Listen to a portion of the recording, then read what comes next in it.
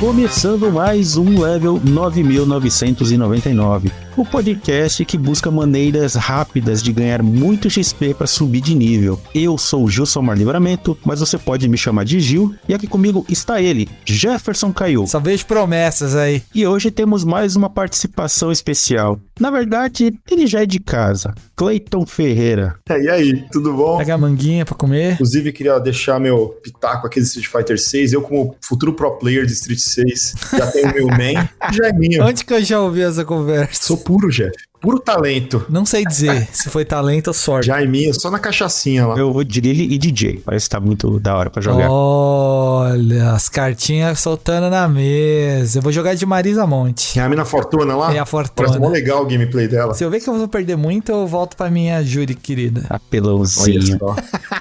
Apelãozinho.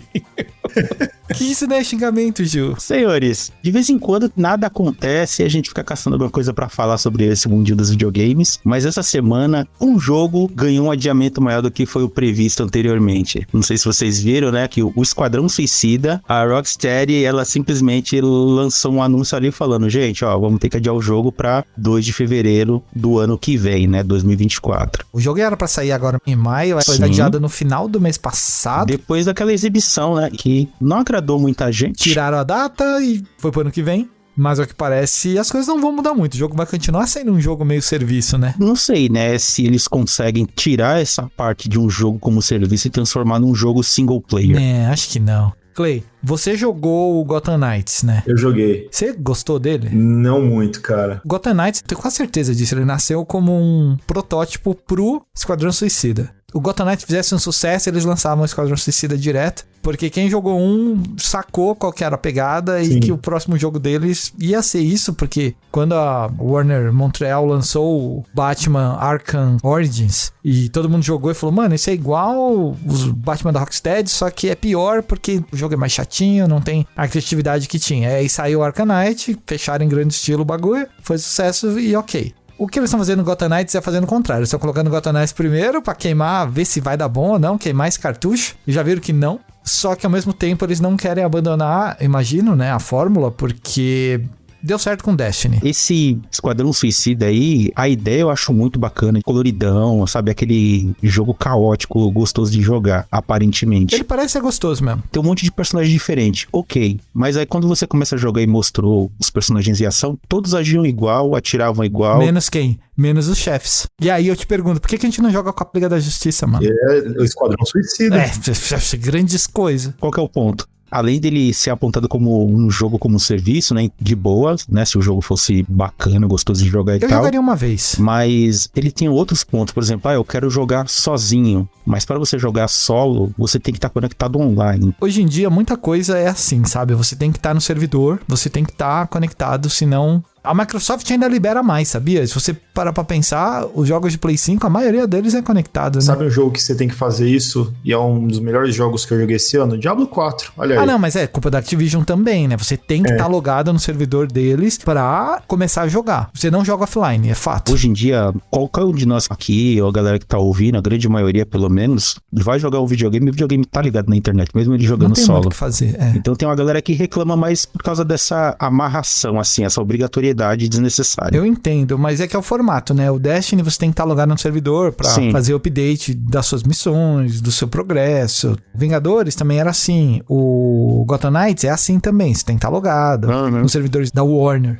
Tipo, não seria um ponto que eu reclamaria, mas eu entendo. Ele podia ser totalmente offline. A galera queria que esse jogo fosse um jogo solo, né? Estilo Arca, né? Um jogo fechado, que aí sim, cada personagem é um jeito único de jogar, mecânicas próprias, sim, né? Isso tudo que eles estão apresentando podia ser o endgame dele. Mas podia ter uma história, né? É que, nesse caso, né, como é um jogo como serviço, então todos os bonecos são diferentes visualmente, mas... Eles são todos iguais jogando. Mecanicamente é igual, então qual que é o ponto? É o Tubarão Rei lá também, é parecido? Todos pulam, todos voam, com um jatinho, todos atiram. Você manja de de DC, Clay? Sim. Me explica por que o Capitão Boomerang é tão rápido, que ele tem os poderzinhos de correr. É só um Zé Ruela que taca bumerangue só. O Capitão Boomerang não tem um negócio de velocidade Não, lá? não tem nada, é um bumerangue.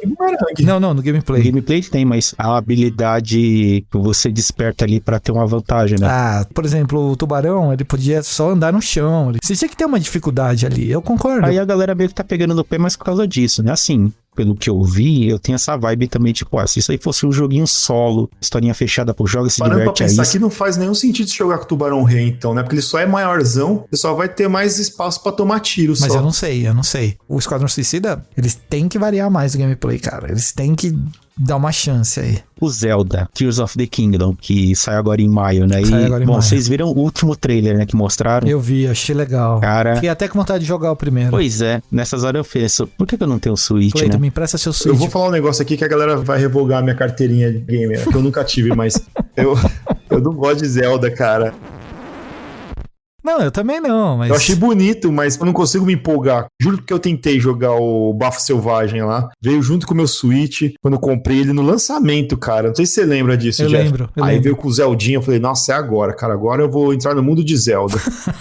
Não me pegou, cara. Eu joguei umas 3 horas do jogo, aí não, deixa eu jogar de novo. Eu joguei mais umas 3, mas não consigo gostar disso, cara. O Zelda das antigas eu adoro, do Super Nintendo, visão isométrica. Link to the Past. O Link to the Past eu gosto, mas acho que foi o único. Eu até compartilho um pouco desse sentimento contigo, assim, eu gosto do jogo, mas eu não consigo gostar de jogar. Eu adoro assistir. E o Breath of the Wild, ele é um jogo mecanicamente tão incrível, tão cheio de liberdade, eu acho maravilhoso de ficar assistindo e ver a galera se expressando ali, quebrando o jogo, não quebrando o jogo. O Tears of the Kingdom, né, o chorinho do reino, consegue pegar tudo isso e além, que o Link consegue fundir coisas, né, o sistema de fusão. Vai virar um meme desgraçado até o final do ano. Todo mundo juntando coisa aleatória, tá ligado? Vai ser engraçado isso. Eu tô curioso pra ver isso nascendo. Isso já abre um leque criativo monstruoso pra um jogo que já era fantástico. Você entende que o conceito é uma ideia meio idiota? Tipo, vou juntar minha espada com o escudo e vou bater nos caras. Mano, pra quê, velho? É legal. É, eu sei. Mas é idiota, Mas velho. é o mesmo conceito do primeiro jogo, que você pegava a espada Master Blaster lá, a espada quebrava. Ah, não. Beleza. Mas olha que bagulho bobo, mas que funciona. Você tem uma flecha, aí você bota um olho na ponta da flecha, vira uma flecha teleguiada. Louco. Pois é. Mas bobo. Isso aqui é o fantástico. Ele pega o que muita gente reclamou de a arma quebra, objeto quebra, não sei o quê, e transformou isso numa vantagem, que agora Mas você pode pegar qualquer coisa, combinar e criar uma É tipo arma. criança mimada. Você pega um cara com uma espada, um cara com uma lança. Pô, dizem que a lança é mais forte que a espada. Ah, é? Aí você faz o quê? Uma lança-espada. E é muito doido, velho. Funciona, tá ligado? Ai, meu Eu Deus. tô genuinamente curioso pra ver, assim, até onde vai essa loucura. Eu fiquei com vontade de jogar o novo. Com certeza eu gostaria de jogar ele no lançamento e tal, mas eu não tenho nem Switch, tá ligado? Nessas horas eu Se queria. for no mesmo nível do Xenoblade Chronicles 3 ali de mapa... Eu acho que vai ser, só que agora vai ser vertical, né? Que você vai pro céu, as ilhas no céu. nossa. Então, é vertical, mas eu acho que não muito, porque... Obviamente, a impressão que dá é a liberdade absoluta de cada coisinha que você vê no céu ser um negócio a explorar. Pelo que a gente viu, que não esse trailer que saiu agora, o trailer anterior, Sim. o jogo começava numa ilha, a gente não sabia que começava numa ilha, e era um lugar gigante, e de repente o Link pula. E aí ele vai parar numa terra maior ainda, e aquela terra que ele tava lá em cima já era grande pra caramba, sabe?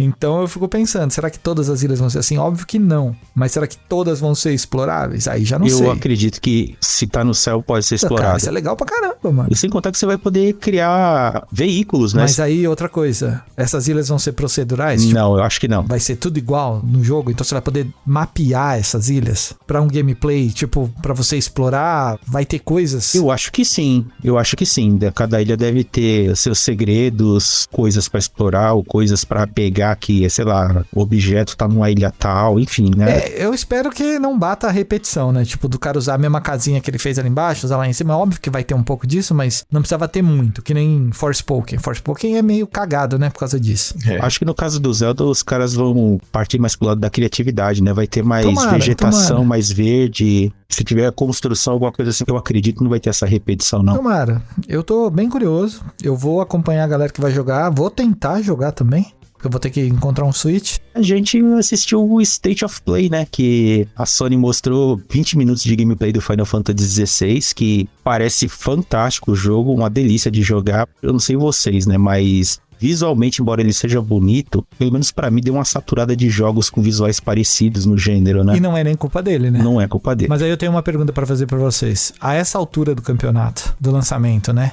Essa demonstração foi meio gratuito. Já que a gente não tem nada pra fazer, eu vou dar spoiler pra vocês. Aí coloca essa apresentação. Eu precisava ter isso aí, sabe? O que vocês acham? Cara, não precisava, porque eu acho que os caras não mostraram nada que eles já não tinham mostrado antes, assim, tipo, de absurdo. Mês passado eles tinham mostrado 40 minutos de gameplay do Final Fantasy, lá do cara quebrando até os chefes e tudo mais lá. Um jogo que tem luta de kaiju já me ganhou, já. Só você poder virar um monstro gigante e sair dando porrada nos inimigos já vale o meu dinheiro. Mas será que não foi porque também ia sair alguma coisa do Zelda e a Sony foi lá e falou, opa, peraí, eu vou soltar alguma coisa aqui pra bater de frente, pra dar uma amenizada aqui. O Final tá exclusivo ainda ou ele vai sair pra outros lugares? Por enquanto é Play 5, né? Eu espero que a Square Enix não fique se limitando a só um console, né? Pelo menos no ocidente. Eu diria que com a junção que os caras fizeram ali, e eu concordo com o Gil nesse lance do visual, eu entendo que o Yoshi P lá, que é o produtor, e o cara é um gênio mesmo. Eu acho que depois do Sakaguchi, ele foi um dos caras lá, acho que com maior visão ali dentro, o cara que salvou Final Fantasy XIV. Ele ama mesmo a franquia Final Fantasy. Você vê que o cara realmente é fã, tá ligado? Uhum. Ele tentou trazer um pouco do que é o Final Fantasy XIV pros jogos aqui, né? A gente sabe que não vai ser um jogo de mundo aberto, né? Ele vai ser um jogo instanciado. Áreas grandes, o sistema de batalha dele vai ser em tempo real, né? Dinâmico, de ação sem turno. E aí eles trouxeram o design de batalha do Devil May Cry 5. Desde o começo estava anunciado, eu acho que era um dos maiores chamarizes e tem uns combos incríveis pra você fazer. Você vai poder ficar trocando o poder das summons lá pra combar as coisas. Esse negócio vai ser frenético. Só que ao mesmo tempo, realmente o visual, eu sei que eles queriam voltar um pouquinho pra essa origem medieval. E eles fazem isso de tempos em tempos, né? Se a gente parar pra pensar. Implicando com a parte visual ainda, só nesse começo de ano, a gente teve um monte de jogo com visual realista, de jogo grande, né?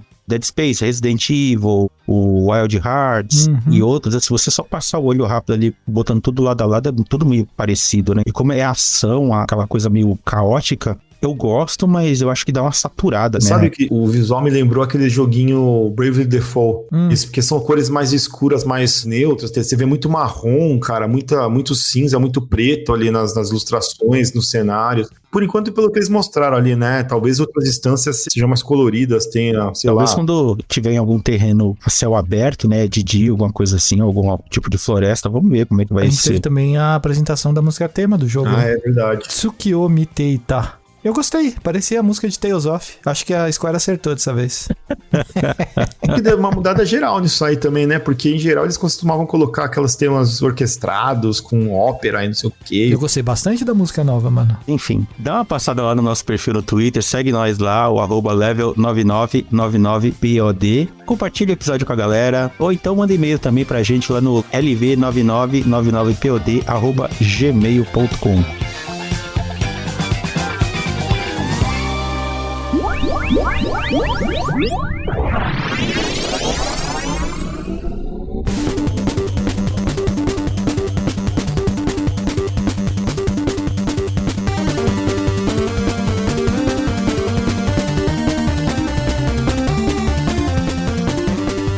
Antes da gente pegar alguma coisa moderna ou mais atual, vamos voltar pra trás e revisitar a backlog, né? Principalmente ali do comecinho de 2022. Quem de vocês aqui jogou Infernax? E eu não joguei lá atrás, mas eu lembro do lançamento e joguei agora pro podcast por conta do lançamento da DLC. Eu não joguei lá atrás. E nem sabia que existia. Rasgar a carteirinha gamer. Ah não, ele não tem carteirinha. Vou tirar o seu convênio gamer. Pô, Cleiton. não, por favor, faz isso não. Você me convence a jogar um Infernax. Ah, você gosta de jogo retrô, né? Gosto. Ele é basicamente um jogo de ação, plataforma, voltado ali mais pra uma temática mais retrô, né? 8-bit, principalmente. Tem uma pixel art interessante. E ele tem umas animações em pixel art que são incríveis, é muito absurdo. São muito bonitas, são muito bonitas. Ele é um jogo produzido pela Bezart Studio, foi distribuído pela Arcade Crew. Arcade Crew é bem famosa, tem bastante título bom. Ela é tipo uma Devolver, só que não tão hypada, né? Mas eles têm bastante coisa. E nesse jogo você joga com um cavaleiro chamado Alcidor, né? Que ele volta de uma viagem, quando ele chega na terra dele ali no reino. Ah, isso eu gostei, né? Porque eles falam, né, que o herói da história, ele foi numa cruzada lutar e salvar o mundo. Quando ele volta, a terra dele tá destruída, mano. Tomada por demônios. É, assim. e tem uma maldição e ele voa vou fazer de tudo para salvar minha terra. E aí ele começa a caçar monstros. E você encontra inimigos e você pode fazer escolhas, né? Em que isso define a sua moralidade. Às vezes você encontra uma pessoa que tá amaldiçoada, ela vai virar um demônio. Pô, mas isso aí é muita sacanagem. Porque bem no comecinho do jogo, você chega na aldeia, você encontra um cara pedindo socorro. Me ajuda, me ajuda. Aí você tem a opção, quer salvar ou não quer salvar. Se você quer salvar, ele vira um monstro maior que a tela e te arrebenta. E você pode matar ele também e poupar ele do sofrimento, né? Mas você não quer matar ele no começo, porque você não sabe o que é. Você tem que seguir a brincadeira, né? E aí ele vira um monstrão. Você tem que matar um monstrão porque você tenta ajudar ele. É que aí entra a moralidade do jogo, né? Se você poupa a vida dele, ele vira um monstro e você mata o monstro. Mas se você matar ele pra poupar ele de virar um monstro, você é o vilão, né? Porque você matou uma pessoa. Então ele brinca com essas temáticas e ao longo do jogo ele vai te jogando um monte de escolha. E ele é um joguinho de ação muito gostoso de jogar porque ele é simples, né? Ele lembra muito os jogos das antigas ali, o próprio Castlevania, só que as mecânicas dele são mais flexíveis, né? São modernas, então o boneco ele é mais eficiente. Os ataques, dependendo da arma, você tem que estar próximo. Eu não consegui nem trocar de arma ainda, Gil. O começo desse jogo, embora interessante, ele é meio devagar. Até você pegar o ritmo e acostumar, porque na hora que você vai matar aquele monstrão no começo... E destravar as primeiras paredes, né? Porque ele também. é meio... A exploração é estilo Castlevania, você já falou, né? E a maioria dos lugares tá lacrada ainda. Você tem que fazer uma parte bem direta na história pra poder ter acesso a essas áreas, né? Exatamente. Então você tem que falar com pessoas também, que você ativa side quests. Eu ativei algumas já. E essas side quests, algumas delas você ou realiza durante o dia ou durante a noite, tem passagem de tempo no jogo. Isso foi uma surpresa pra mim. Eu não sabia que o jogo fazia o negócio de trocar dia pela noite e que, obviamente, à noite vem mais monstro te perseguir, né? Eu gosto muito. Foi uma mudança bem-vinda, assim. Eu não esperava, aconteceu, sucesso. Parece um jogo antigo, mas ele tem muitas mecânicas interessantes ali, que nem o sistema de troca de arma, de equipar. O save casual e o save hardcore. As side quests, as missões, e assim, se eu não me engano, o jogo base, eu acho que ele tem 4 ou 5 finais diferentes. E esses finais, eles estão atrelados à sua moralidade, né? E aos caminhos que você faz. Toda vez que você completa uma quest, ou ajuda ou não ajuda alguém, faz uma escolha que muda alguma coisa, que te manda para um lugar diferente. Você pode cumprir objetivos seguindo diferentes ordens ali, né? Então isso já cria uma dinâmica para você jogar de novo, terminou, volta, tenta fazer outro final. Não importa o que você faça, sempre é interessante, claro, para quem gosta do tipo de jogo, né? Eu joguei muito quando saiu na época, não fiz todos os finais, mas como saiu o DLC e assim, os caras eles vão atualizando o jogo e vão melhorando detalhes e tudo. Quem tem o jogo pode baixar uma DLC nova, chamada Dukes or Die, e muda totalmente o jogo. Se ele já era bom, agora fica mais divertido e gostoso de jogar. Aí, Cleiton, o Gil sadista que gosta dos jogos que te arrebentam. Tá louco, é por isso que eu não chego nem perto de nada de Souls, e do Cuphead, hein, Cleiton? Ah, lá vem a Vou história. nem entrar nisso aí, cara. Usava os amigos de escudo pra ficar vivo. Ah, vai te catar, bicho. Eu vou ficar se matando, não vou ficar te salvando toda hora, Vou nem velho. entrar nisso aí que vai ficar feio pro Gil. Ah, meu Deus. Voltando ao jogo aqui. Então, assim, o jogo base, ele tem muito elemento de RPG, de XP. Você compra arma, armadura, melhor equipamento, usa magia, aumentar a sua barra de HP, a força do seu ataque. É um espetáculo pra quem gosta de desafio e de exploração. E a trilha sonora, maravilhosa. Cara, também. é muito boa mesmo. A trilha sonora é muito boa. É muito marcante. Também achei. Assim, pra quem não jogou na época e vai pegar agora antes de jogar DLC, o pessoal vai sofrer, vai achar muito difícil porque o jogo ele exagera em alguns pontos ali, o que de certo modo incomoda porque, assim, né, como ele remete muito a um jogo da era do Nintendinho, você pensa, beleza, ele vai ter limitações, só que quando você vai jogando e vai sentindo, né, a jogabilidade, as mecânicas e as coisas modernas que o jogo tem, ele começa a dar esse choque e fala, não, então você não precisaria, por exemplo, ficar repetindo vários inimigos continuamente numa onda sem fim, né, que tem hora que isso fica muito irritante, parece que o jogo fica limitado, sem contar que tem uns inimigos que é chato pra caramba, principalmente à noite, bicho. Eu gostei da escala evolutiva de dificuldade. Porque ele te deixa confortável no mundo e depois, obviamente, quando você vai caindo em umas partes mais complicadas do mapa, você vai tendo que mudar um pouquinho sua estratégia. Mas não é nada tipo aqueles cachorros de kunai no Ninja Gaiden 2, sabe? Tipo, é um negócio bem mais de boa. Assim. Os bichos, eles mantêm um ciclo, eles mantêm um ritmo, eles não mudam o ritmo. Então, você decorar mesmo, assim, porque é tudo rotina que você decora, né? E isso é legal, isso é legal. Mas aí quando você atualiza o jogo e pega esse DLC Dukes or Die, sai, ele adiciona um modo multiplayer de sofá, né? Senão você joga você e você, né? Você fica trocando o escudeiro, né? Isso, você habilita um personagem novo chamado Servu, e se você jogar sozinho, os dois bonecos, você controla um e o outro vai te seguir, né? E você pode alternar entre eles e usar as habilidades individuais de cada, né? O boneco principal, ele tá com escudo, então ele consegue defender projétil. O outro, ele lança machado, que faz uma parábola, então ele joga pra cima e à distância. Ou então, sei lá, jogar com alguém do seu lado ali e dividir o comando. Aí fica mais divertido porque coisa cooperativa, cada um por si. Os dois bonecos ficam funcionando. Cada um controla o jogador. Só que ele é multiplayer de sofá. Porque eu vi jogando com 2 bonecos, mas você tem que ficar trocando. Eu fiz um teste aqui jogando com a minha filha. Ela não tem muita destreza, né? Então... Olha lá, ó. Já tá culpando a filha. Mas foi já. divertido, foi divertido. Ah, que bom. Ela gostou. Ensinar que a vida é difícil, então já dá uns jogos difíceis pra ela jogar no começo. Vai botar pra platinar as coisas. E além dessas atualizações, então o jogo ele tem 9 finais diferentes. Meu Deus. O melhor de tudo, se na tela título do jogo você usar o Konami Code, né, o cima, baixo, esquerda, direita, BA, Start, se você estiver jogando num Switch ou num Xbox ou bolinha X Start no PlayStation, você habilita o jogo Contra da Konami. Mentira. Assim, você pega a ideia do jogo, né? O seu boneco, ele fica com uma visão futurista, então ele fica um cara sem camisa, com a bandana na cabeça, uma metralhadora. Nossa, eu vou fazer isso assim que a gente terminar de gravar, eu vou testar. E ele é o modo easy, porque você metralha os bichos, o chefe não dá graça, você derrota em, sei lá, 10, 15 segundos, metralhando sem parar. Mas é muito divertido. E as mecânicas é contra puro, Jeff. E você pode evoluir a sua metralhadora também pra ela ficar mais potente. E você começa com 30 vidas, né? Por causa do código. Palhaçada. Aí, Jeff, só chance. Não, vou fazer. A hora que eu terminar aqui, já vou fazer. Jeff era garoto de fliperama, Gil. Ele não jogava contra. Eu só jogava contra. Mas não jogava o jogo contra. Não jogava. Esse jogo tá incrível. Se você não jogou na época e tá pegando agora, aproveita com a DLC. Até que tá com um preço bacana. PlayStation Store, você pega ele no PS4 por R$99, ainda é caro, mas se você for na Switch, na Steam, 60, tá de boa, vale muito a pena, é muito divertido. O jogo é legal, o jogo é legal.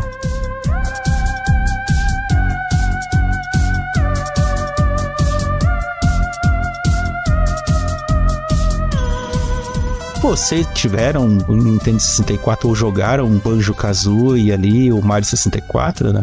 Não. Então, eu joguei o Mario, mas eu devo dizer que eu odeio o Banjo-Kazooie. Tchau, Jeff. Deixa eu desligar seu microfone. Eu queria dizer que eu concordo com o Jeff. Acho ai, viu? Pra caramba, mano. Acabou. Vai ser um podcast solo. Obrigado por vocês aqui. E digo mais, também não sou lá aquele fã de Mario 64. Olha o tamanho desse Mario vacilo. eu gosto. O 64 eu acho legal. Mas fala pra aí a galera qual o jogo que é. Eu vou falar de Clive and Ranch. Tecnicamente, ele é uma homenagem a Banjo-Kazooie. E pra galera que gosta de Banjo-Kazooie, que jogou Banjo-Kazooie, sabe a magia que aquele jogo tem. Que esses dois sem coração não tem. Eu sei a magia.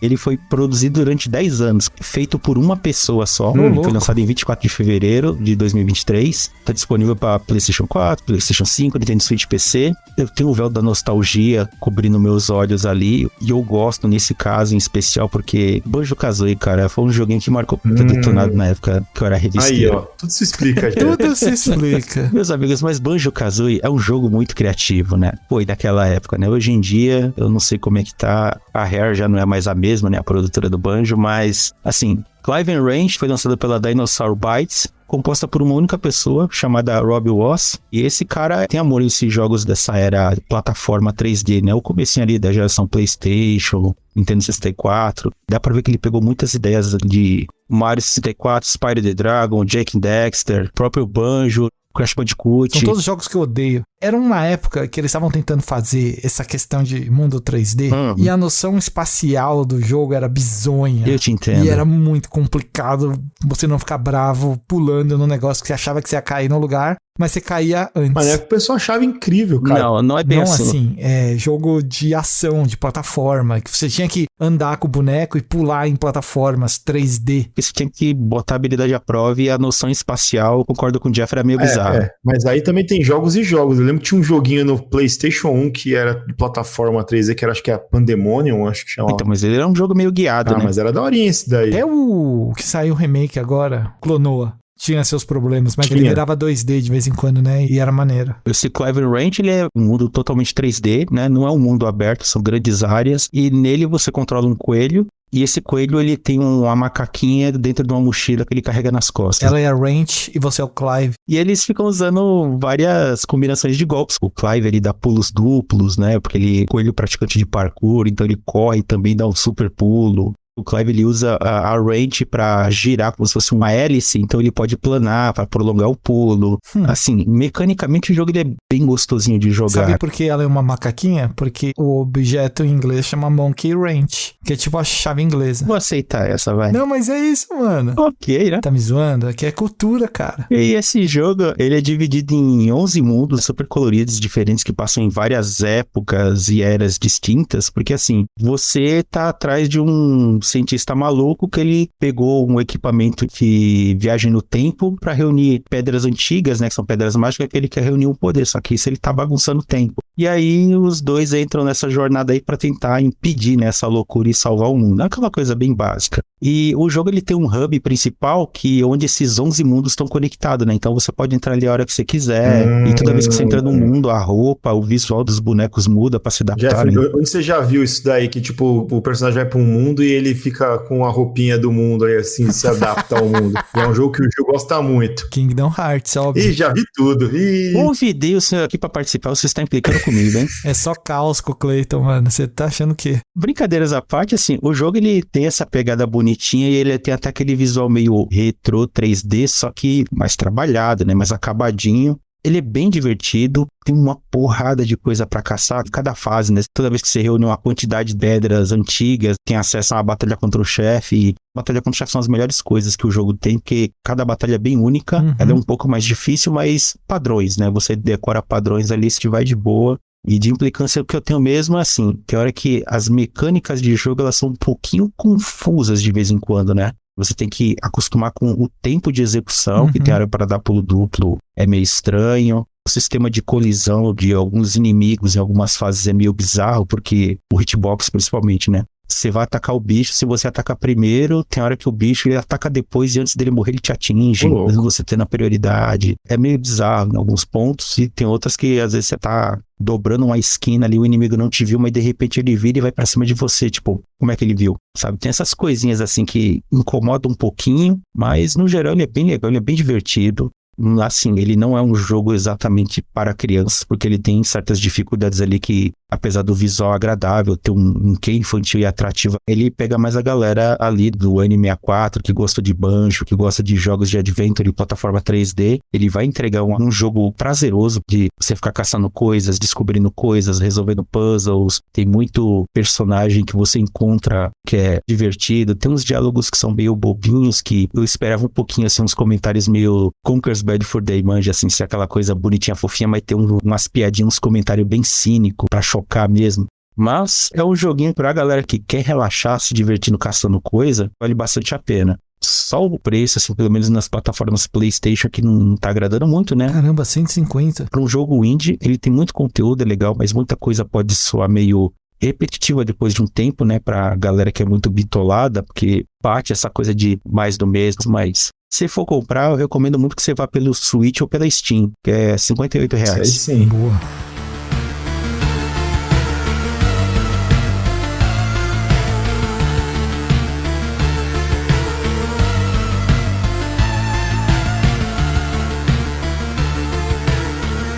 Ó, aproveitando aí que a gente tá falando de jogo indie, queria puxar aqui que acabou de entrar no Game Pass um clássico moderno da Devolver, que eu acho que à primeira vista você não vai querer jogar, mas eu recomendo fortemente você experimentar esse jogo. Eu tô falando de Loop Hero. Vocês jogaram? Esse eu joguei muito pouco. Que é de 2021. É do backlog. É do backlog, mas não é tão, porque agora ele veio pro Xbox e ele tá no Game Pass, então você pode ir lá. A gente tá falando dele aqui mais por causa do Game Pass, no caso, mas eu acho que é sempre uma boa oportunidade pra falar dele, porque é um jogo que mistura tanta coisa que você fala, mano, não tem nem como isso dar certo.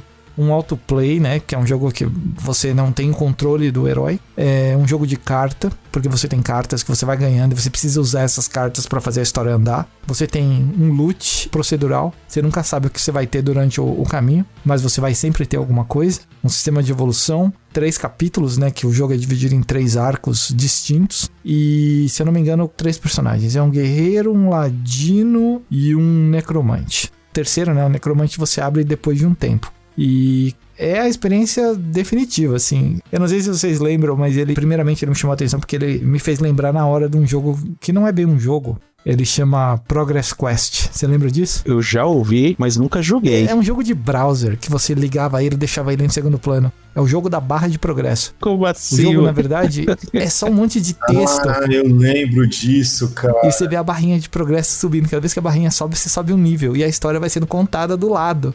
E aí, você vai lendo e vai acontecendo as coisas, você vai sempre subindo de nível. Se você deixar ali em segundo plano, você sempre vai subir de nível. É estúpido, mas é maravilhoso. Se você digitar aí no Google, acho que Progress Quest, você encontra esse jogo. Que, de novo, não é bem um jogo, tá? Mas é um jogo. Pra quem não tá assistindo esse programa no YouTube, esse Loop Hero, ele tem um visual retrô, né? Retrô. Ele é um mapa, tem os seus entroncamentos, mas começa e termina no mesmo ponto. E cada ponto, quando você dá uma volta nele, você completa um ciclo. Que é um dia na jornada do herói que tá fazendo a missão. E o seu herói é um troço branco, você nem vê ele direito no mapa. Mas quando ele entra em batalha, o visual, assim, é sprite e tal, mas é bonitinho pra caramba, bem animado. Bonitinho, tá? Quando você entra em batalha, você tem uma telinha pra ver o que tá acontecendo. E ele tem umas animação também de batalha, pelo que eu vi aqui. Tem hora que dá umas cenas que mostra o personagem mais trabalhado, mais saltado na tela. Pô, bonito, cara. E você tem, dentre as opções, porque é um jogo, entre aspas, repetitivo, porque ele literalmente gira em torno de ciclos. E você precisa rever muita coisa, você precisa ir adicionando coisas à jornada. A primeira vez que você joga, você não tem quase recursos para acelerar o processo, literalmente, para você poder jogar mais vezes. E aos pouquinhos, quando você vai destravando coisas no jogo, você vai liberando isso. E aí você pode aumentar como o tempo corre. Um dia no ciclo é 2 minutos, você faz o dia correr em 30 segundos, por exemplo. Sim. Sem contar as batalhas, porque toda vez que você entra numa batalha, você para e as batalhas são meio random e tal. Mas aí você pode diminuir o tempo do dia, e aí a jogatina... É que nem o Vampire Survivors. Aquele leque de cartas você usa para aquilo pra combate, né? Ou pra adicionar outros elementos no jogo. Então, aí que pega o rolê, porque se você ignorar as cartas, tem uma aventura que vai demorar muito pra ir pra frente, você não vai ganhar os recursos que você precisa, porque você precisa coletar recursos também, porque também é um jogo de gerenciamento de cidades, já chego nisso. Mas a parte de cartas, à medida que você vai jogando e matando inimigos, você vai ganhando cartas como recompensa. E essas cartas, elas são divididas entre cenário, cartas de dungeon e cartas de destruição, que você pode destruir certas coisas no mapa. Só que essas cartas são mais raras e tal, porque elas são muito fortes. E aí o que você faz com elas? As cartas de cenário você espalha no mapa para ganhar recursos. As cartas de dungeon, você dificulta o caminho do herói colocando essas dungeons no mapa. Que você vai colocar, você vai ganhar itens, você vai ganhar missões, mas você também vai ganhar mais desafio. O mapa vai ficar mais difícil, você vai subir de experiência. Pelo menos mas, você tem uma vantagem. Achei que era só... Você tem, só que você tem que saber mais ou menos onde colocar. A questão é, quando você tem muita carta de recurso junta, você comba. Sei lá, você bota 6 rochas, uma do lado da outra, você cria uma montanha. Se eu não me engano, se você juntar 6 montanhas, você cria uma cordilheira, e por aí vai, assim. Você vai criando coisas no mapa para ganhar mais itens, mas ao mesmo tempo, quando você cria uma cadeia de montanhas muito grande, você atrai arpias pro seu mapa.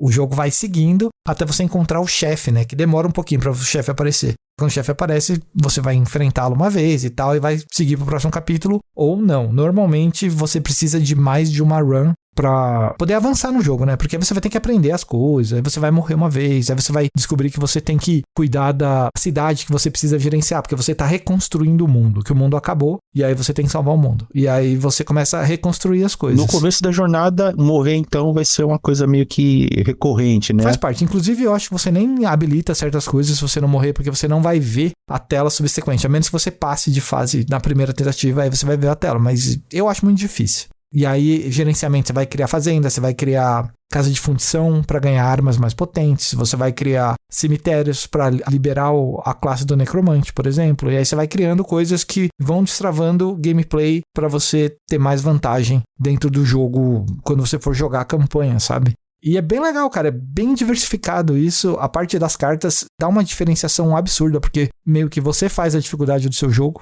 E é diferente, é muito doido. Eu jogava isso aí. Cleiton, não sei se você lembra, mas eu ficava com o notebook quando a gente gravava o programa na Load e deixava o jogo rodando em segunda tela. Porque ele fica rodando em segunda tela, não tem nada demais, sabe? Ou seja, aí você tá gravando, você tá distraído jogando. Ao vivo. Tá vendo, Cleiton? Por que jogavam os cortes pra você ir pra Thaís na bancada? É, pra você ver, nada, né? eu que segurava os caras, tá tirando. Todo mundo precisa jogar. Loop Hero, porque é uma experiência diferente, cara. Você vai olhar pra ele, você não vai botar fé que o jogo é bom, só que quando você jogar ele vai. Você falou que ele tá no Game Pass, né? Entrou. Mas se a pessoa for comprar ele avulso em outras plataformas... Hoje dá pra comprar no Switch e no PC. O preço dele é pouco mais de 50 conto, em alguns lugares, outros menos, mas no Steam tá em torno de R$45, 46. Cara, um jogo super leve. Ele mistura uns sprites muito bonitos com uma coisa muito simples, então ele fica alternando entre isso. E como você falou que ele é um jogo leve, eu acho que dá pra pagar um preço bacana. E vira e mexe, você vai pegar mais promoções eventualmente, dependendo de quando você escuta isso aqui. E o jogo não é fácil, o jogo tem um sistema de evolução que é um pouquinho complicado, porque cada classe ela usa respectivos itens, você não vai usar todos os itens em cada uma das classes, elas variam, e aí você pode ficar confuso no começo, mas depois você vai entender isso e tal. E pra ganhar itens mais fortes, você precisa trabalhar o seu acampamento, e trabalhar o acampamento é muito difícil, porque você precisa ter itens, e os itens, quando você morre, você tem uma opção de recuar, que você volta com metade deles só.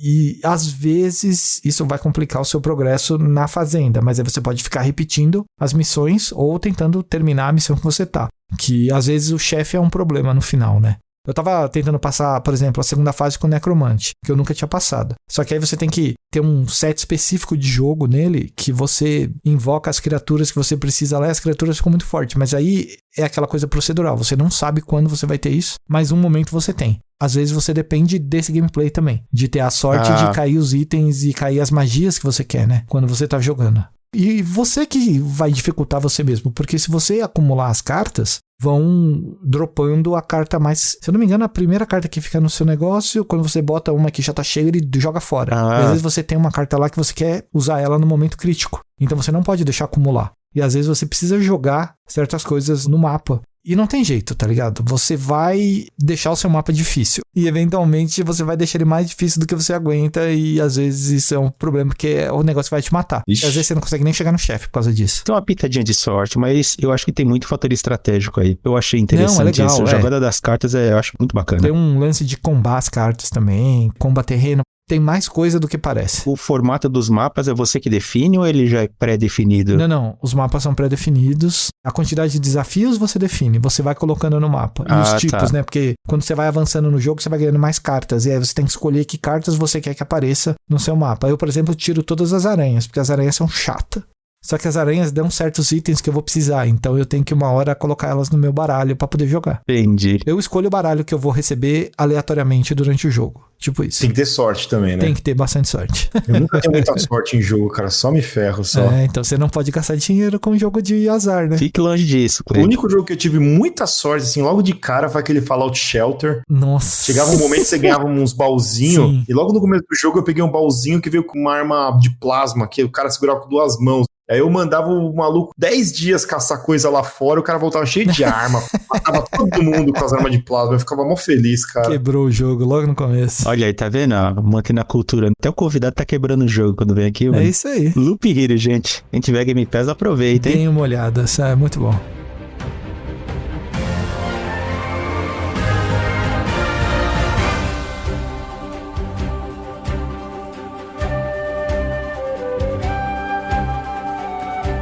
Finalmente, falar de um RPGzinho aqui nesse podcast, que é um dos gêneros que eu mais adoro, e eu acho que tem pelo menos mais uma pessoa aqui que adora um RPGzinho também, né, seu Cleiton? Tá perguntando aqui quando é que ia chegar os RPG aqui. Porque... Loop Hero é um RPG, mano.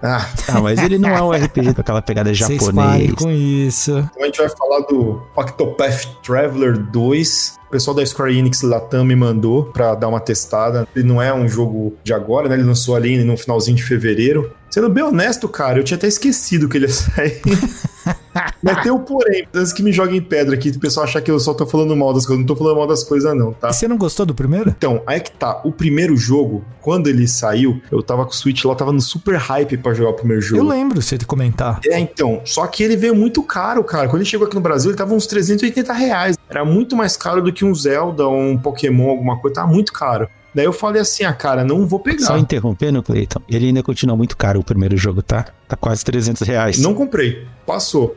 E aí ele entrou no Game Pass. E aí eu baixei no Xbox lá. Só que eu não sei se, tipo, o hype já tinha passado ou coisa do tipo. Não me prendeu muito, não. Não cheguei nem a terminar o primeiro. Eu joguei 2, 3 historinhas lá. E falei, legal, pá, mas deixei de lado. O Octopath Traveler 2, ele também é desenvolvido pela Square Enix e a Acquire Corp, né? Igual o primeiro. Ele tem aquele lance do HD 2D que começou no primeiro Octopath Traveler, né? Ah, sim, com os cenários ultra mega bonitões e os bonecos são uns sprites que parecem um 3D com os efeitos de luz bonito pra caramba, né? Exato, né? Que eles continuam usando pixel art, né? Como usavam na época dos 16 bits ali e tal, só que agora com iluminação e os efeitos de câmera atuais. Sim. Também os filtros e tudo mais. Fica bonito pra caramba. Octopath Traveler 2, tem momentos que você tá jogando, ele me lembrou aquele RPG que o Sakaguchi tinha feito só pra Apple Store. Fantasia, isso. Em relação a esses gráficos HD 2D, me chamava muita atenção. E aí o segundo jogo, ele continua nessa linha, né, de gráfico HD 2D bonito e tudo mais, trazendo novas histórias, né? O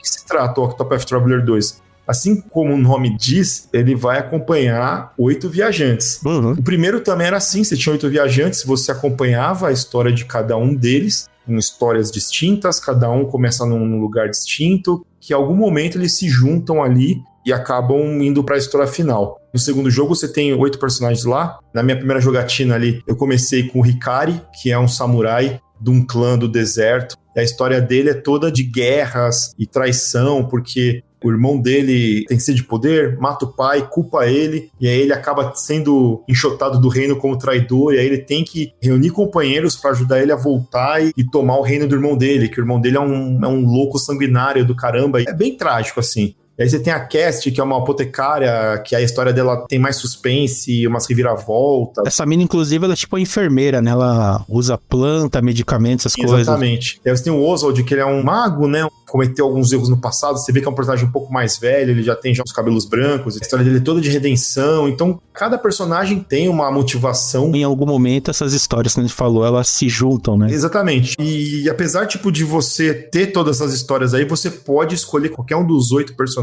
para começar. E aí você vai avançando na história deles do jeito que você quiser. Pode ir trocando se quiser depois ali para avançar a história dos personagens. Ah, legal. Você consegue escolher quem que vai ficar na sua party lá, que geralmente são de 4 pessoas ali. Esse lance das histórias se encontrar é um negócio que, desde o primeiro jogo, eu já tava achando meio ruim. Pra mim, eu acho que é um dos maiores pontos fracos do jogo. Eu já vou falar de cara aí, porque já que a gente tá falando dessa parte de história, porque você não tem uma historinha ali no meio pro encontro dos personagens. Ah, pra fazer essa conexão ser natural. Simplesmente o Hikari encontra o Oswald ali na cidade e falou, vamos ali se juntar comigo, pode se tornar meu irmão? Vamos, tá ligado? É um negócio assim, não tem uma cola ali, alguma coisa, uma motivação. Nem pra ir num boteco, né? Os caras estão numa taverna. Vamos tomar uma breja ali? Vamos fazer essa missão aqui comigo, beleza? Fechou, cara, é nóis. Não tô fazendo nada mesmo, vambora. E aí, isso eu acho um ponto muito fraco. E eu achei que eles iam arrumar isso do primeiro pro segundo. Só que eles não arrumaram. No segundo é a mesma coisa. Você chega na cidade, encontra o outro personagem. Oi aí, beleza, vamos junto, vamos. Pá, acabou. Eu achei que eles deveriam ter colocado uma ligação maior entre as histórias, sabe? Em algum momento, alguma coisa do Oswald, por exemplo, batesse com algum ponto da história do Hikari ali que você, putz, cara, olha isso, eu não tinha percebido, sei lá, sabe? Faria mais sentido, até porque o jogo, ele conta histórias, né? E se um jogo que conta histórias de vários personagens, e esses personagens se encontram e não tem uma história contada entre eles, é um quebra-clima, eu entendo. As histórias dos personagens, individualmente falando, elas são bem legais. Os personagens são muito carismáticos. Você fica com vontade de saber o que tá rolando. Só que você só vai saber se você manjar de inglês, né? Porque não tem localização em português. Ixi. A única coisa que tem localização em português aqui da Square Enix é Final Fantasy. E olhe lá, né? Pois é. Então, se você não manjar de inglês um pouco, você vai perder muito disso. E o forte do Octopath Traveler 2 são as histórias, né? Me fala um pouco do sistema de batalha, que apesar do visual todo nessa coisa retrô, estilizada, modernoso, ele é um jogo de RPG por turno. Ele não foge muito disso. Se você tá procurando alguma coisa inovadora, tipo um Persona 5, você não vai achar aqui.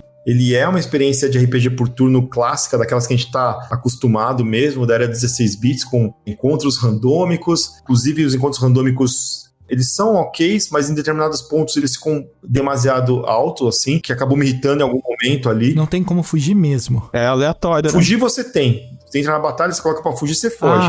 Não tem como ver o inimigo pra desviar na tela, né? Não, beleza. Quando é chefe e tudo mais, você sabe que é o chefe que tá parado lá, o bonequinho, então você consegue se preparar um pouco. Mas esses outros inimigos aí, você não consegue ver. Eu particularmente gosto desse tipo de jogo, então pra mim tá ok. O sistema de batalha, ele não tem grandes inovações. Cada personagem consegue usar 2 armas distintas. Todos os personagens têm 2 armas. Você pode ficar alternando quando você quer durante a batalha. Então o Hikari, por exemplo, ele pode usar uma katana e uma lança. Você pode ficar trocando as armas deles. Por que isso? Porque todos os inimigos, eles têm um ponto fraco. E aí tem um sistema que, dependendo da quantidade de vezes que você bate no inimigo com o ponto fraco dele, ele fica stunado por um turno. Então ele não ataca e você ganha um turno em cima dele, que você pode atacar mais uma vez, ou você pode aproveitar para se curar, ou alguma coisa do tipo assim. Outra coisa bacana também, dentro da batalha ainda, você tem pontos que eles chamam de PP, e você ganha PP a cada final de turno de cada personagem. Qual que é a função desses PPs? Os PPs, eles vão enchendo uma barra lá. Quando ela enche, você pode turbinar seus golpes, tanto mágico quanto os golpes normais, quanto as habilidades especiais. Aliás, magias, geralmente elas ganham um burst de dano. Se você usa esses PPs, essa barra de burst aí, que você fica com uma aurinha vermelha, assim, sabe? Uma aurinha, um Kaioken assim. Tente fazer alguma referência a Dragon Ball, né? Eu até achei que demorou. Então, enquanto você tá usando esses PPs aí, se você quiser usar ataque normal, aí geralmente você dá aquele lá, um ataque normal. Se você usar esse PP, você dá 3 ataques normais no mesmo turno. Ou você dá um ataque especial com dano turbinado, uma magia com dano turbinado. Aí ele zera, você vai juntando de novo. Cada personagem pode usar uma vez por batalha, esse burst aí, né? Ele dá uma variada na batalha, né? Pra você não seguir aquela rotina de atacar magia, habilidade, atacar magia, habilidade. Você vai alternando ali e aplica esse efeito também, ajuda. Além disso, fora de batalha, assim, em exploração, tem bastante coisinha pra você fazer no jogo também, né? Que nem sair desafiando os bonecos na cidade, os NPC. Como é que funciona isso no jogo? O que acontece? Cada personagem tem uma habilidade especial fora da batalha.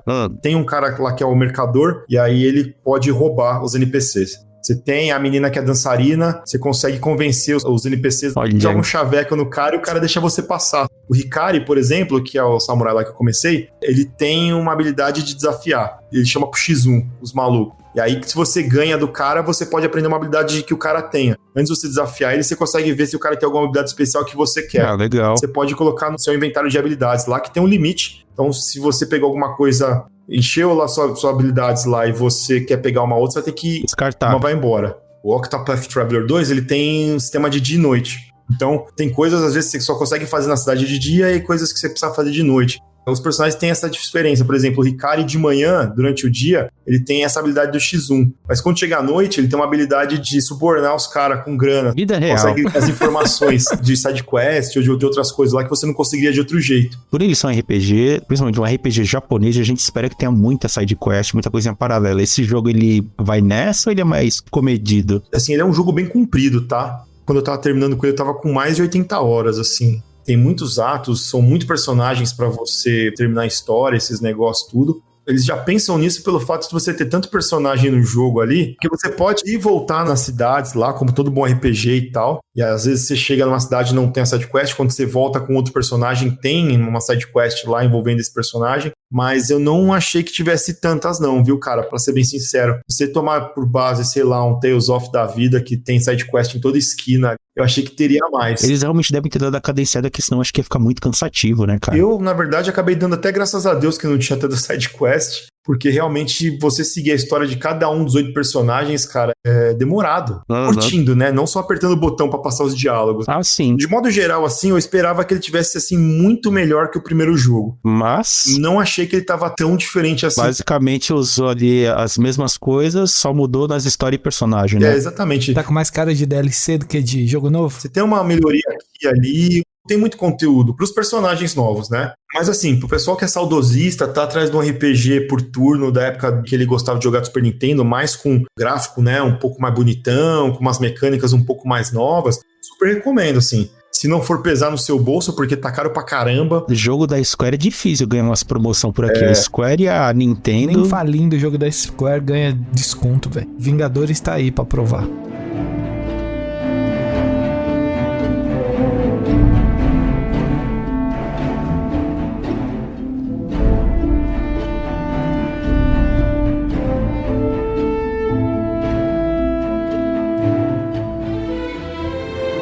Um RPG clássico, bonitinho, bem tradicional, para um jogo não tão novo, mas modernoso. A gente vai falar de Jedi Fallen Order, né? Que o novo tá para sair aí. Final desse mês, final de abril. Jedi Survivor. pra fazer esse esquenta aqui, eu tentei jogar esse jogo na época. Eu não sou muito fã de Star Wars. Eu até assisto, consumo algumas coisas, mas pra esse jogo eu preferia assistir do que jogar. Então vou ser o total orelha aqui, gente. Eu tô no meio de duas pessoas que não gostam de Star Wars, cara. Peraí, eu amo Star Wars, mano. Ah, para! Ô. Eu não tenho nada contra os clássicos de Star Wars, mas eu não consigo gostar dos novos. Eu gosto dos 3 últimos, o resto eu não gosto de nada. Os 3 últimos?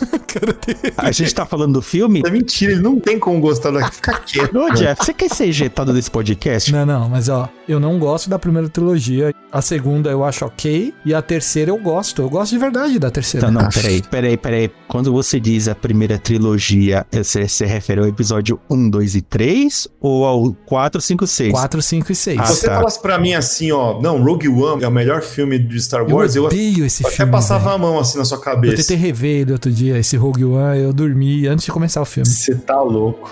De novo aqui, hoje eu vou revogar minha carteirinha. O Jedi e o Fallen Order eu só peguei pra jogar por causa do Survivor, né? Preciso saber o que rola na história. Porque o que eu tinha do Jedi Fallen Order é porque o Jeff, ele foi no lançamento lá do Jedi Fallen Order lá fora, e eu lembro que a gente fez um programa disso, e aí o que eu sabia dele era isso. Eu tentei também jogar na época. Cara, o mapa dele é horroroso. Ah, não, então, mas explicar melhor aí essa parte. O mapa que o Clay tá dizendo é a leitura de mapa. Eu acho a exploração do mapa do jogo um pouco bizonha. O mapa é holográfico, ele é estranho mesmo. Ah, não, mas até aí não tem problema, mas as recompensas que tem, por exemplo, você começa num mapa lá, num planeta. Você tá numa ponta e você tem que fazer toda uma travessia gigantesca que leva mó tempão e você corre um monte de risco porque vira e mexe você pode topar com um bicho que te mata ali que você não tá esperando. Sim. Aí você chega no outro extremo do mapa pra pegar uma recompensa, é uma skin de nave. É um poncho. Um poncho horroroso, hein, Pelo mano? amor de Deus, né? Parece um pedaço de plástico em cima do maluco. Eu queria dizer que o Fallen Order peca muito nesse sentido, porque ele é assim o jogo inteiro, não só na coleta de itens, mas também no desenvolvimento de poderes de acordo com a história. Pra você ter uma ideia, o último poder que o Cal Kestis ganha na história inteira, tipo, o poder que vai transformar ele no Jedi definitivo, é um pulo duplo. É zoada essa divisão de poder, talvez não, faz um sentido ali na história, mas em termos de narrativa com gameplay, né, porque a gente tá falando de um jogo de videogame. O último poder do jogo ser um pulo duplo é muito ruim, não faz sentido. O Jedi Fallen Order ele foi lançado originalmente em 11 de novembro de 2019, PS4, PC e Xbox One, e depois em 2020, em 11 de junho, ele foi atualizado para PS5, Xbox Series. Ele ganhou uma atualização gratuita, pode crer. A versão atualizada do jogo fica muito mais próxima da versão teste que eu joguei, que o Cleiton tinha comentado. Que eu tinha ido visitar lá a galera que estava produzindo o game pra fazer uma matéria sobre o desenvolvimento do jogo, e aí a gente experimentou o jogo naquele momento. Quando você jogava ele no Play 4, tinha momentos... A parte da revolução do Sal Guerreira, um momento do jogo assim que você sobe uma plataforma e tá uma guerra acontecendo, a guerra é uma vergonha ali, e travava o PlayStation, mano. Aí você tinha que fazer de novo o trecho. E agora tá um pouco melhor, mas ainda não é muito uma guerra. Não parece que você tá no meio de uma guerra, sabe? É legal, já falou do Sal Guerreira, porque ele é um personagem do canon, né? E o que muita gente não sabe é que o Fallen Order ele é canônico. Inclusive, qual que é a plot desse jogo? Ele se passa naquele tempo da queda do Jedi e do Império Galáctico. Naquele espaço de tempo entre a vingança do Sith e a Nova Esperança, o filme 3 e o filme 4. Certo. O personagem principal, que é o Cal Kestis, ele era um padawan durante as Guerras Clônicas do mestre Jedi Jaro Tapal, que ele é da raça daquele... O Gil tá rindo do nome do cara. Como é o nome do cara, Cleiton? Jaro Tapal. A galera de Star Wars que tão de sacanagem, mano. Um brasileiro lá na Lucasfilm que zoa todo mundo, cara. Desculpa, continua. E ele é da raça daquele personagem, o Zeb, lá do Star Wars Rebels, que inclusive apareceu no Mandalorian. O mestre dele, o Jaro, ele se sacrifica pro Cal conseguir fugir. O jogo começa 5 anos depois da fatídica Ordem 66, lá do Palpatine, aquela ordem que ele deu pros soldados clones lá matarem os Jedi todos na vingança do Sith. Ele consegue sobreviver se juntando a um grupo de catadores de sucata, né? Até que ele acaba usando a força para salvar um amigo dele e ele é denunciado pros inquisidores. Eu acho que eles percebem, né, o uso da força. Eles são sensitivos a isso também, né? Principalmente a segunda irmã e a nona irmã, né? Que acho que são as principais vilãs. Inclusive o teste era pra você enfrentar a nona irmã do nada. Simplesmente luta com ela aí. Naquela mecânica de gameplay Dark Souls, né? Porque a polêmica, entre aspas, que foi que o jogo seguiria uma linha meio Dark Souls. De você precisar não só apertar o botão pra atacar, mas pra se defender defender também. A parte de gameplay e de exploração, eu vejo muitos problemas. Eu acho que a gente pode até falar um pouco mais pra frente, mas pra mim, é que eu gosto muito de Star Wars, o Jeff sabe, né? O que brilhou no jogo foi a história. Eu também gostei da história. O Cal é um personagem bacana, você tem personagens coadjuvantes muito legais. Você lembra o nome da Night Sister que vira amiga dele? Ela é incrível. Putz, eu não lembro, mas tem uma das Night Sisters que o pessoal conhece muito bem elas pelo Star Wars Clone Wars. Inclusive a Ventress, ela era uma das Night Sisters lá e depois foi treinada pelo Conde Dooku. Mas aí você tem uma menina que era a Night Sister, sobreviveu ao massacre que o Darth Maul lá fez com o Darth Sidious lá nas Night Sisters. Uhum. Ela é uma fugitiva também, né? Que nem o Cal, só que do lado negro. E ela é muito legal, mano. Ela aparece e fica contigo lá e é muito de boa. E aí você tem um androide super carismático. O piloto da nave. Você tem a mestra Jedi que fez besteira e se fechou pra força, Ela né? fugiu também, né? Tem isso, né? A história mesmo, ela joga muito safe. Sim. Sendo bem honesto, ela joga muito seguro. Concordo. Porque você tem todos os elementos que fizeram o Star Wars um Star Wars. Você Meio que repete arquétipos, né? E caminhos. se repetem em vários pontos Star Wars que os caras colocaram também no Fallen Order e que eu acho que ficou legal pra caramba, mas eu achei que eles poderiam ter usado um pouquinho mais. Não tipo o episódio 8. Você não gosta do 8 também? Não, os últimos Jedi eu não gosto. Eu só não gosto do 9. A Ascensão Skywalker é de doer os olhos. É, o 9 é embaçado, o 9 é embaçado. Fãs de Star Wars tem que entender que eles querem novidade, mas eles não querem que você mexa tanto. É isso. Mas é meio cansativo ficar só na família Skywalker, né? Os únicos que existem nesse universo. No Fallen Order você não tem nada Skywalker. Já é um ponto positivo. Você tem um Skywalker. Tem. No final. Ah, Mas daqui eu tô falando que o Luke e a Leia, quando se passa o jogo, eles têm 5 anos de idade. Tem um personagem que aparece, parece pouco, mas aparece ali, mas É muito boa a cena dele, vai falar. essa parte é legal, mas ele aparece muito pouco, né? Também se aparecesse mais, aí você não conseguia terminar o jogo. E aí é legal a gente falar também que o Cal Kestis, ele é a captura de movimento e a voz dele é feito pelo Cameron Monaghan, que é mais conhecido pelo público geral aí por ter feito Coringa na série Gotham. essa série Gotham que você diz é o quê? O Arcanite ou série de TV? A série da Warner. Ah, tá. Acho que uma coisa bacana também, e eu acho que foi muito assertivo em relação à história do Fallen Order, é que eles não ficaram em cima de personagens clássicos. Graças a Deus. Porque aí você tem um monte de personagem novo, o próprio Cal. O que a gente tem de mais importante no canon do Star Wars? São os filmes. Mas a gente nunca viu nenhum desses personagens do Fallen Order nos filmes, né? Então, é uma birra que eu tenho com Star Wars. O universo expandido dele, eu acho fantástico, porque os caras atiram pra tudo que é lado, exploram um monte de coisa. Sim. E não ficar sempre em Luke, Leia e família Skywalker. Vamos ver outras coisas, o universo é tão Os caras grande. não tem coragem, os caras não conseguem. Então, mas você sabe qual que é o legal disso? É porque como a gente nunca viu nenhum desses personagens no filme, qualquer um desses personagens, por exemplo, podem morrer na sequência. É. A gente acaba até se importando um pouco mais dele, porque o próprio Cal a gente não sabe se ele vai sobreviver ou não, né, cara? É. Podem brincar do jeito que eles quiserem, né? Falando em liberdade, as mecânicas de combate, assim, eu não sei como funciona mais pra frente, mas eu fiquei sabendo, por exemplo, desse negócio do pulo duplo no final ali.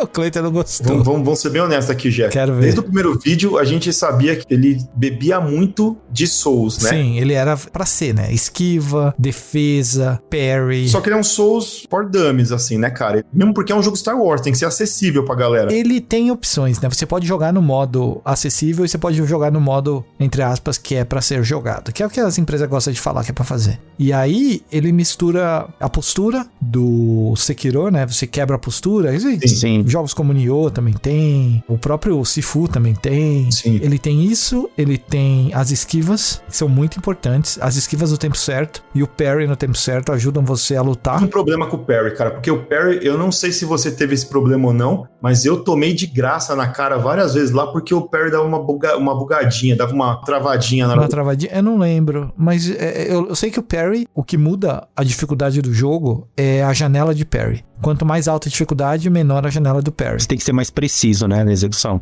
Ao mesmo tempo, quando você fica menor a janela de parry, ele fica mais suscetível a você dar uma apertada de botão mais rápido, sabe? Você não precisa esperar, você pode, sei lá, dar um double tap pra dar um parry. Não é certeza que vai funcionar, mas o jogo não impossibilita você de fazer isso. É de boa. Só que aí quando você aumenta a janela de parry, você dá o parry, sei lá, meio segundo antes do cara acertar e você ainda vai acertar o parry e vai bater de volta. Essa é a janela de dificuldade que o jogo te diminui ou aumenta em relação à dificuldade que você vai escolher. Cavaleiro Jedi, Mestre Jedi, né? Tinha uns negócios assim, né? Uhum. Uma coisa que eu lembro no começo pular a plataforma, bicho. Tem bastante. E é isso que o pulo duplo fica tão forte. Porque você chega no final do jogo, você pode reexplorar vários lugares e o pulo duplo vira a arma final pra você explorar as coisas. Mas eu não sei se vale a pena você voltar naquele momento do jogo, sabe? Tem esse detalhe de design que eu acho meio estranho, mas no começo, quando eu joguei, eu lembro que eu tinha dificuldade em acertar pulo. Eu não sei se era porque eu era burro ou porque o jogo tava zoado. Você teve alguma dificuldade? Eu, na verdade, tinha um problema com o pulo com relação à câmera, assim, também, cara. Meio Crash Bandicoot mesmo, sabe? Que às vezes tinha que pular num lugar... Ah, tá, não, isso sim.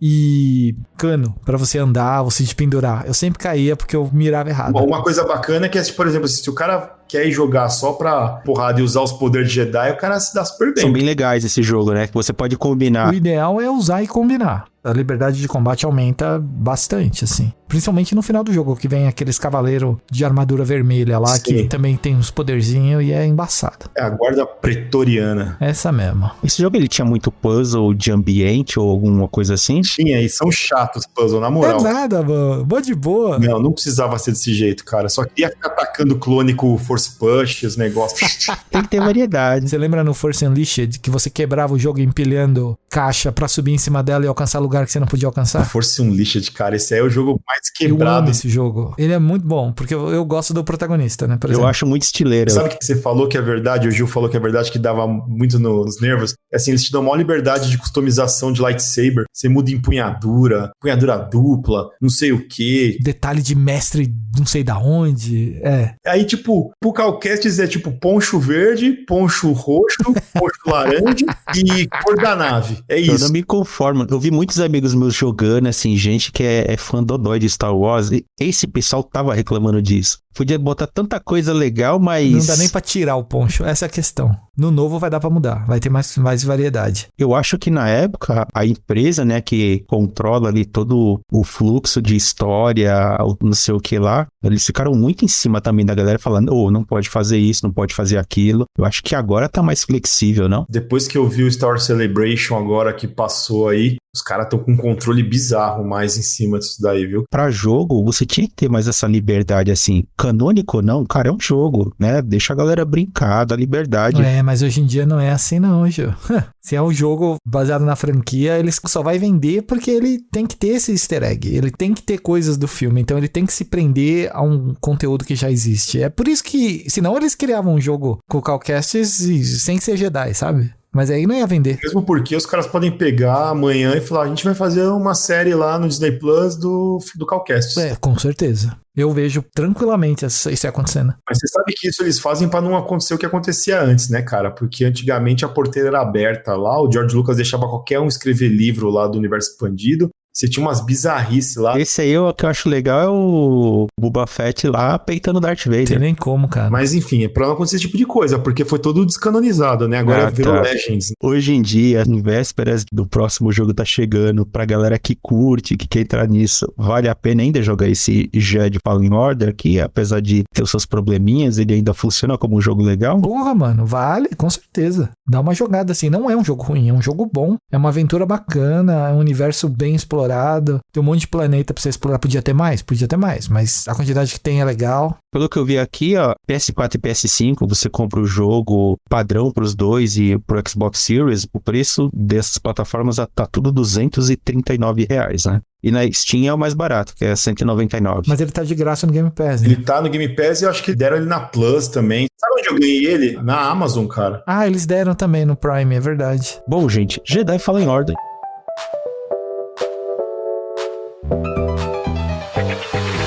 Mais um episódio pra conta. Deu pra falar bastante coisa aqui. E o Clayton, lógico, né? Distorcendo toda a realidade. Carteirinha revogada.